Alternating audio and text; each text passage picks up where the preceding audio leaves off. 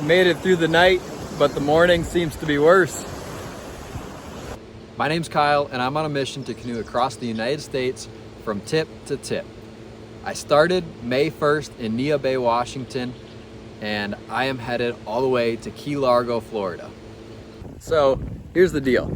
I'm currently about 32 miles away from Moorbridge, and I just ordered a new tent because I just cannot sit up all night holding up a tent, especially if it's only 20 to 30 mile an hour winds, which are quite common around here in the Dakotas.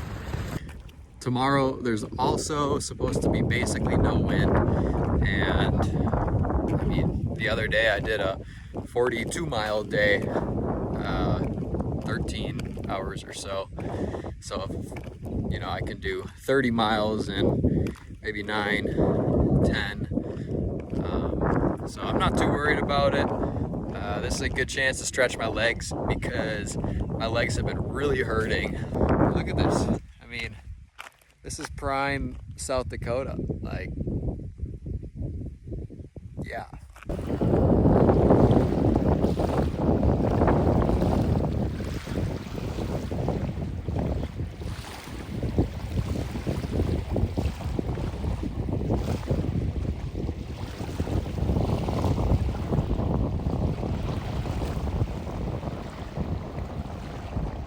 So I am currently at Bridge City Marina, and kind of a funny story how I got here. So after the last video clip you probably saw, I was quite fed up with my tent. And that's not to say that it's a bad tent. The Nemo Dragonfly is a great tent. It's an ultralight backpacking tent weighing in at like 2.5 pounds. But that's what it is. It's an ultralight backpacking tent. It's not really made for these Dakota, eastern Montana winds and storms that are often seen here. So I still really love the tent. I definitely will be using it in the future, and I'm actually gonna hold on to it for a while. But after that last storm, I decided, I really need a tent that's gonna withstand these winds, these storms that I am inevitably gonna be facing. So I reached out to another through paddler. His name is Cody, and he's putting up YouTube videos every single day on his through paddle on the entire Missouri River. So if you want to see a little bit different style of videos coming from his perspective, I passed him a few days ago, and unfortunately we didn't get a chance to meet, but he's a few days behind me. So if you want to go check out his videos, go to Cody's Chronicles on YouTube.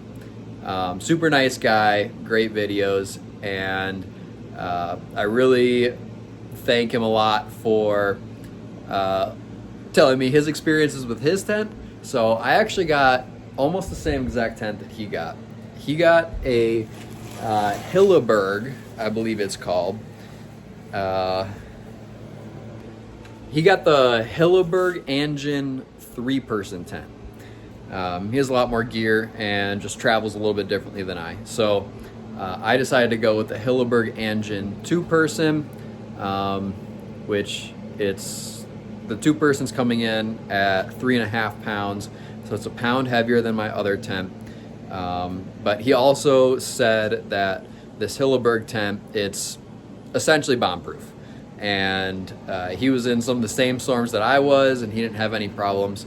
So I'm really looking forward to being in this new tent. But he said that it gets quite hot.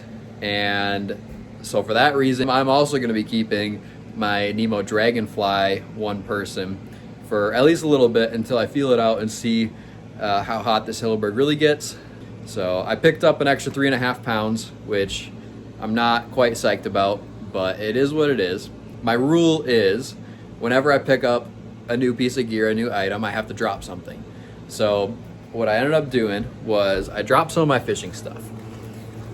And if you're a longtime viewer and you've seen some of the fishing that I've done in Washington and Montana, you know that I love fly fishing, and that's really what I do. So I dropped one of my reels. I had 2 reels, and I also dropped about half my flies. and now this is the box I'm rocking. So quite a bit sized down. This one is much lighter and smaller than my other one. So I probably made up, I don't know, maybe half a pound or something. But pretty soon I'm also gonna be dropping my big cart that I used tons on the western side of the United States. So once I eventually drop that, that'll cut me down another 16 pounds, and I think I'll be feeling a lot better after that. But I was gonna mail it out today, and then it ended up being like $100 to mail it back, and that's not really worth it in my opinion. So I'll wait until some of my family comes out to visit me, and I'll drop it at that point. One thing I'll never drop is my socks. This video has been sponsored by Fitz Socks. They are the best merino wool socks in the game, and I've been wearing them for 3 months now, rotating the same 2 or 3 pairs. And if you go to my bio link tree, you will see a link for Fitz Socks, where if you click that link, it helps me out tons. And you can also use the code Kyle15 for 15% off your entire order. Helps me tons, and you can help keep your feet happy. Back to the story, right? Oh yeah, so back to the story. As soon as Cody told me that this tent is the tent you gotta get, or at least this brand of tent, right then and there I just said, you know what, screw it. I cannot stay up another night, all night, through fairly mild storms, and potentially be in danger on some more severe storms.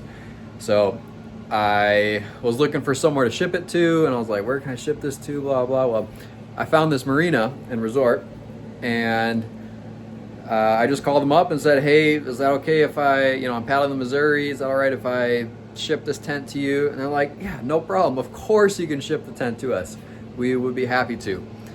And little did I know it at the time, but this marina and resort is kind of a known river angel stop on the Missouri River. So when I got here, they were like, glad you made it, and we got a cabin for you all set up. So that's why you're seeing me in a cabin, a little bit different view than what I normally see. I even have an AC, so that's super nice. And I got my new tent, and been eating lots of food and just kind of hanging out. I took a little trip into town on the 4-wheeler. That was super fun. You know, it doesn't happen much, but it's quite fun, at least for me. So a huge shout out to the Bridge City Marina and Resort, just taking care of me. It's been really nice to get off the water, especially on a day like today, where it was blowing 15 to 20 miles an hour out of the south, which is the direction I'm headed. It's always a little bit difficult getting back on the water, especially after being inside and being taken care of, but I am looking forward to it because there's another through paddler on the Missouri River. He's about 15, 16 miles ahead of me right now, and he's moving a little bit slower. So I'm hoping I can catch him tomorrow. If not, I should be able to catch him the day after. We'll see how she does. I have the biggest rocks I could find on the corners. So this is the tent set up for tonight. First night. We're gonna get some use out of it.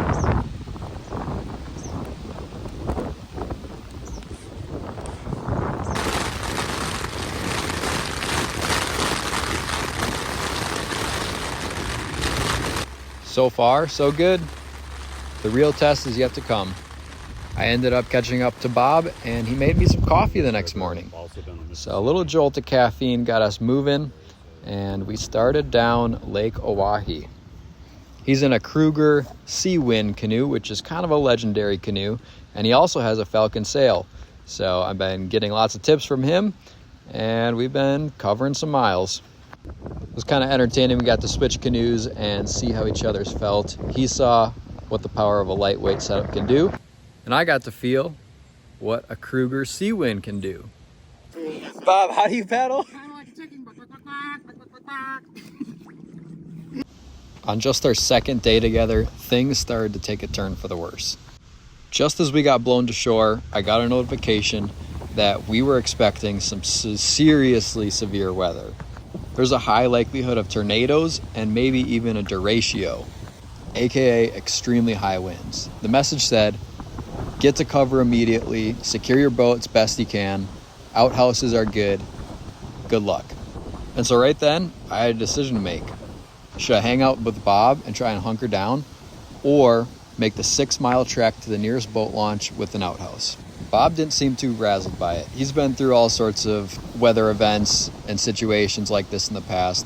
He decided to stay at camp and try and hunker down, while I packed a 40-pound bag with what I thought I needed for the night and everything in case of an emergency, and started making the 6-mile trek to the boat launch. In my haste to get to the boat launch, I grabbed my tennis shoes, but I didn't put any socks on, and that turned out not to be a very good decision because I got blisters all over my feet. If I was wearing my fit socks, I probably would have been okay, but after not walking for a month and a half, my legs were barely holding on and my feet were really hurting. This was the most scared I've been on the trip so far, not only for my life, but also for my canoe. If I lost this canoe, this trip might be over.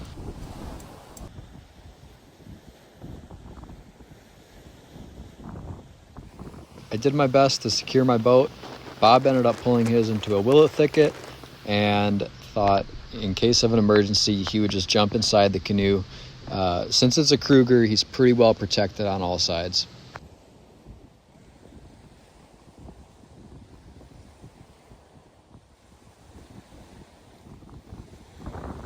I covered the 6 miles in about an hour and a half through boulder fields, sand, mud, high vegetation, and eventually made it to the boat launch.